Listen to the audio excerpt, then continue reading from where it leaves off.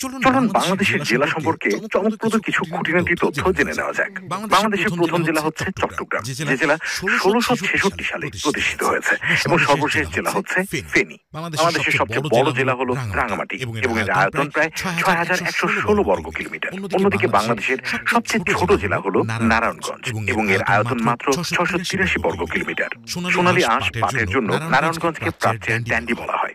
বাংলাদেশের সবচেয়ে জনবহুল জেলা হচ্ছে ঢাকা, যেখানে প্রায় ১.৫ কোটি মানুষ বসবাস করে, এবং সবচেয়ে কম জনবহুল জেলা হচ্ছে বান্দরবান, যেখানে মাত্র ৫ লাখ মানুষ বসবাস করে।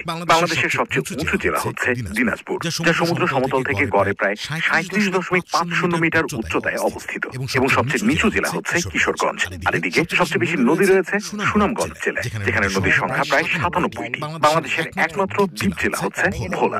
বাংলাদেশের সবচেয়ে বেশি ধান উৎপাদিত হয় ময়মনসিংহ জেলায়, এবং সবচেয়ে বেশি গম উৎপাদিত হয় রংপুর জেলায়। বর্তমানে সবচেয়ে